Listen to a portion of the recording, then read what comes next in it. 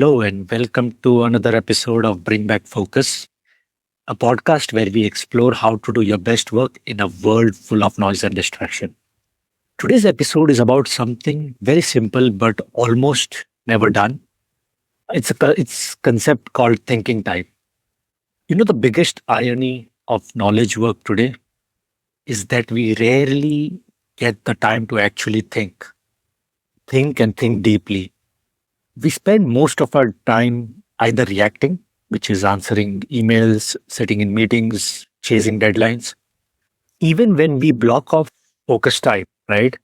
Most of that goes into executions. We are either finishing some slides, we are writing some document, planning something. We're always doing, but hardly ever thinking. And thinking is where the best ideas come from, most creative ideas come from. They come from those quiet moments between all the noise that we are chasing. So a few weeks ago, this happened to me, and that's what changed my perspective on thinking time. I've always understood this concept in theory. I've read about it. I read the fact that you have to give some silence for your brain to process creative ideas. But that time it really hit me. I had like a short gap between some of my meetings. I had no agenda, no phone, no laptop. So what it was is I was just sitting there in silence. And in that moment, something very interesting happened. My brain almost started connecting dots that I hadn't noticed before. I looked up some of my old client notes and I realized that there was this one client meeting where this client had said something just casually, in the passing. I took a note, but then never acted upon it. And when I was sitting there, I realized that maybe there's something that I can do about it. Maybe I can take the lead from there, create something, and send that to her as a follow up. So I just did exactly that. I spent some time thinking about what I could send as a follow up.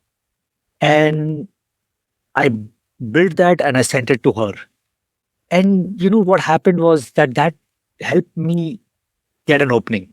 The client responded and they said that they wanted to connect. Now, this might lead to something, it might not lead to anything. The point is that this wouldn't have happened had it not been for me taking the time to think and do nothing. Just think about a problem or think about a situation. So what happens? Let's look at the science behind why this happens. What happens when you stop away from constant doing is your brain doesn't shut down. It just switches gear, and that's the part of your brain which is called the default mode network. It's on. It turns on when your mind is relaxed, when you're either walking, showering, just daydreaming. That's when this mode of your brain is on. And what it does is something very interesting. It quickly connects some ideas, links memory. So if you have three or four different ideas in your brain, it does a fantastic job of connecting those ideas together and maybe form something new out of it. And that's the reason why so many good ideas come to you in the shower or during a walk. It's not random or it's not just happenstance. It happens because your brain is processing information in the background. Scientists call this the incubation effect. When you stop trying to force an answer, your mind finds it naturally. The key is to give yourself the quiet time.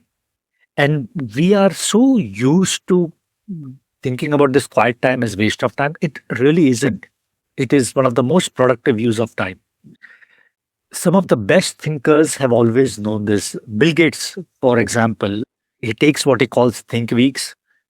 He goes away with a stack of books and papers. He has no meetings, no messages. He goes away somewhere and just takes time to think.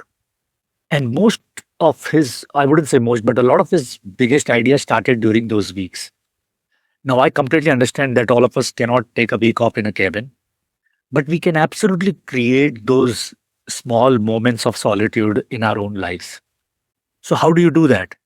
Start very small. Like everything that I say, start small, maybe an hour a week, like two blocks of 30 minutes sometime in the week. That's good enough to get started. And you don't need anything. You, in fact, should turn off your laptop, turn off all your screens. Just give your mind space to wander. What I do is, and what I would recommend is to keep a notebook with you, a pen and notebook, so you can capture thoughts that are coming to your head. Don't use that to plan or analyze, but to just capture the thoughts that come freely to you.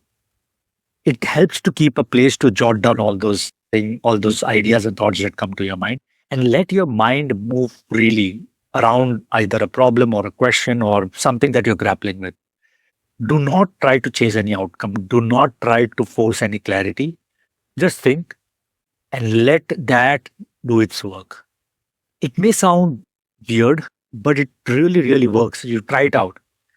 At the end of the day, knowledge work depends on the quality of our thinking and our thoughts, which are then executed. If we do not take time to think, we are not performing to our best of the abilities. Somewhere along the way, we started measuring our worth by how much we produce, and that's important. But every big breakthrough doesn't come when you're busy. It comes when you have time to think and pause long enough so that two ideas in your brain get connected. So, next time you feel guilty for not being productive, remind yourself that thinking is productive. It is just a quieter form of it. Lastly, if there is one thing you'll want to take away from this episode, it is this: give yourself the permission to think. Even 30 minutes of uninterrupted thought can change how you see your work, your goals, and your life. In a world that's constantly shouting for your attention, your biggest advantage might just be your ability to pause and think. Thank you so much. I hope this helped. I'll be back with a new episode very soon. Thank you. Take care.